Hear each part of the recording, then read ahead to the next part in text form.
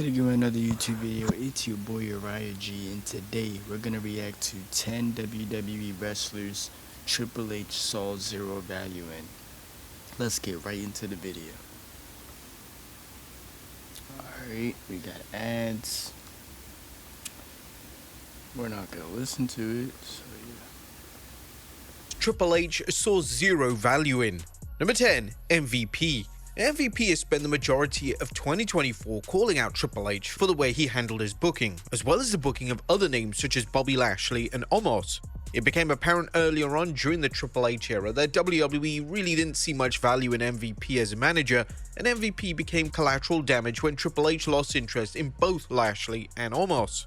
MVP still had so much to offer WWE, as his work as a manager was well received by fans, and if the game had no interest in pairing MVP with Lashley or Omos, I mean, when they brought MVP back a couple years ago, you know, the Hurt Business and all that, they said they didn't really do much with MVP, but I feel like he had a decent career. Of course, the old MVP is the better MVP. then he could have easily paired him with someone else on the active roster. MVP now finds himself in AEW, where he's reformed the Hurt Business, and whilst this is definitely a storyline that Triple H should have explored, it's great to see MVP back on TV on a weekly basis. Number 9. He remade the Hurt Business in AEW. I don't even watch AEW. Baron Corbin. Now it came as a huge surprise when Baron Corbin was released from his WWE contract. Corbin was said to be incredibly well liked backstage, and he had done nothing but to improve over the past few years. Before Corbin was recalled up to the WWE main roster, he proceeded to go on the run of a lifetime in NXT. This NXT run brought out the version of Corbin that fans had never seen before, and Corbin delivered arguably the finest work of his entire WWE career. But when he was called back up to SmackDown, it was an expectation that WWE, well, specifically Triple H, had concrete plans for him in place, but this was never the case. Corbin would spend his final run on the main roster in a dead-end tag team with Apollo Crews, and he would rarely get TV time. Ultimately, it made zero sense for A tag team with Apollo Crews? That's what they did with him? Corbin to be moved back into the main roster with no plans in place. This was made evident by the fact that they released him just a few months later. Number 8, Austin Theory. Austin Theory was virtually handpicked by Vince McMahon to be one of the next top stars in WWE. Whilst Theory was talented, he was missing that X factor, and when... Look, I know I paused the video, but I gotta give my analysis. Austin Theory. Y'all tell me how y'all feel about Austin Theory. Do you guys think he has good in-ring ability? Because I think he does.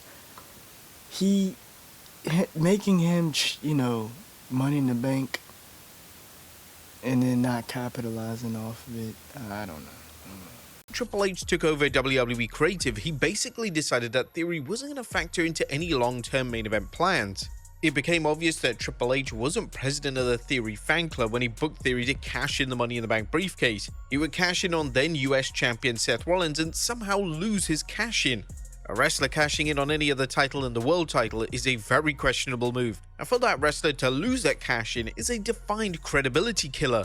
Since the failed cash-in attempt, Theory has found himself in a decent tag team with Grayson Waller, and the WWF teased Theory turning babyface approximately 1,000 times over the past 12 months. But it looks like Triple H has abandoned these plans for Theory, and as things stand, he's just lingering around SmackDown with nothing substantial to do, even going so far as to losing to Luke Gallows in a dark match. Number 7, Giovani Vinci. WWE decided to move Giovani Vinci away from the Imperium faction was a controversial move, as it was concerned that there was a lack of space for a singles run for him. These concerns had a ton of merit when Vinci would fail to make any appearances on TV for months on end, and when it was revealed that Vinci wasn't going to be repackaged, there was apprehension regarding how fans would react to the new gimmick. WWE's idea was to have him lose his return match to Apollo Crews in just seconds. In fact, this was the shortest match in WWE in 2024. How on earth was this supposed to get him over is anyone's guess, and since his return to TV, he hasn't won a single match on WWE programming, and this seems unlikely to change anytime soon. Vinci has a lot of talent to show, and he just needs to be given the platform to be able to express it.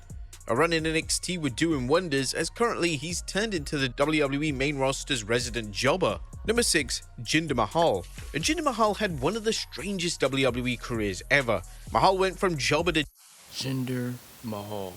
the modern day Maharaja. Yeah, I remember him as WWE champion. That's all I'm gonna say. I'm gonna leave it there. WWE champion in just a matter of a few weeks. Then he spent the rest of his WWE career being an established name that put other talent over. After yet another run in NXT, Mahal would then return to the main roster in early 2024, and after some social media discourse, WWE decided to have Mahal wrestle Seth Rollins on Raw for the world title. This push would be for one night only, as the moment it was over, Mahal was back to wrestling on WWE main event. Mahal would then be released from WWE in April of 2024, which did lead to some anger from fans, as Mahal was a former WWE champion that they could have easily kept around to make other wrestlers look good. Number 5. Omos. Now, Omos has become a fan favorite in 2024, and it's not exactly down to how WWE have booked him on TV, as he's virtually been absent from WWE programming for over a year. They ain't really do much for Omos. I mean, they could have. I mean, just look at him. He's a giant. He's like 7 foot tall. They can make him into a, world champion giant. I mean, I don't know. Omos has endured himself to fans thanks to his interviews as well as his YouTube channel, as it's become apparent that Omos is one of the nicest, most genuine talents in the locker room, and fans have urged Triple H to book this version of Omos on TV.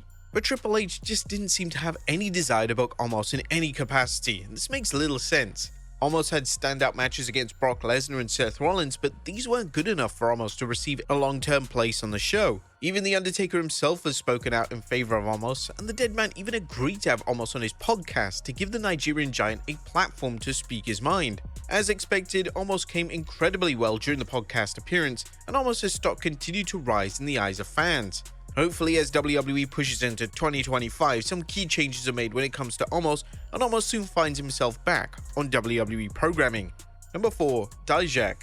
When Daac was called up to Raw in 2024's draft, there was a notable buzz, as Daac had an outstanding run in NXT, and it was an expectation that Triple H would give him a featured role on the Red brand. Unfortunately, that never occurred, as outside some matches on WWE Speed and Main Event, Daac never made his return to the main roster, and instead they decided against renewing his contract. He was subsequently released without giving a chance. Really, bro? Like, that hurts my ears. Advertisement. Roster. This was an interesting call from WWE, as it would have been at least appreciated if Daac was given a chance, and it was an unusual move to call a wrestler up to Raw and then just release them. It's possible that the contractual situation went above Triple H's head, yet this hasn't been confirmed, and the only names that can reveal the details regarding Daac's release are key names in WWE management or Daac himself. Number 3. Elias. Now Elias... Who wants to walk with Elias? See, he was a good wrestler. He had good in-ring ability. He had some good promo skills. He knew how to, he was a good heel in a sense. They didn't do much with him. That's all I could say. Elias deserves a lot of credit for getting over to the level he did in WWE. When he first arrived on the main roster, his drifter gimmick managed to instantly connect with the fans, and when he was pinning John Cena on Raw, it was seen as justified as Elias was receiving main event level reactions. Now, the problem with Elias was that his character could only go so far, and even though Elias managed to excel yet again with the Ezekiel gimmick, once the gimmick was over, it felt like a step back to see Elias back as the drifter. Elias was definitely a casualty of Triple H taking over WWE creative, as Elias never truly factored into the game's creative vision, and the Drifter was eventually released from WWE as part of the budget cuts following the TKO buyout. Number 2. Dolph Ziggler. Whilst it was upsetting to hear the news that Dolph Ziggler, another good wrestler. I know I'll be pausing it, but I gotta give my analysis once again. Dolph Ziggler was another, WWE wrestler that was good. He had a good career in the company. He hasn't won the WWE Championship, but he's won the World Heavyweight Championship. He could have won WWE Championship, but they ain't give him that, put him in that direction. So yeah, Money in the Bank winner, World Heavyweight Championship winner, United States champion, and IC title. He's dang near Grand Slam champion. He's had a good career, and then they stopped pushing him and stopped doing much with him. Dolph Ziggler was released in 2023, it wasn't exactly shocking. Ziggler had been going through the motions for years in WWE, and a change in management didn't exactly turn his fortunes around. Ziggler was still one of the top workers in WWE at the time of his release, yet Triple H just wasn't interested in giving him a substantial program, and Ziggler became a name that was quickly forgotten about by the new regime. Ziggler didn't leave on bad terms, so the door is always open for him to return one day. Some fans have been pushing for the idea for Ziggler to return as a trainer or producer when he retires, which would be a smart move for both sides to make, as Ziggler is a true veteran of the squared circle and was said to be incredibly easy to work with. And number 1, Bobby Lashley. Since his WWE exit, former WWE champion Bobby Lashley has been open and honest regarding his difficulty. Bobby Lashley's transformation in the company was pretty good, think about it. Bobby Lashley, from when he was in ECW, back in '06, the early 2000s, in a sense. Bobby Lashley wasn't WWE champion. They weren't really doing much with him, but he was alright in a sense, because, he had the ECW championship.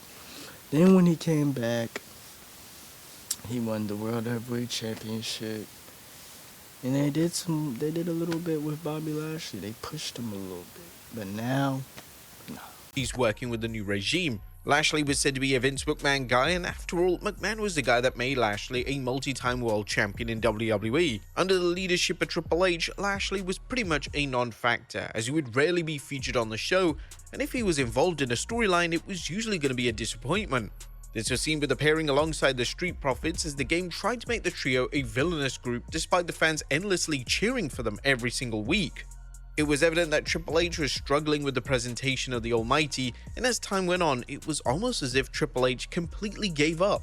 Lashley was a huge name to have under contract, and there were so many mega dream matches left to deliver, but for whatever reason, Triple H just wasn't remotely interested. But there you have it, folks. Alright guys, that was 10 WWE wrestlers Triple H saw zero value in. You guys tell me what you guys want to see next in the comments down below. I got more videos coming. Stay tuned to that. Subscribe, like, comment, and yeah.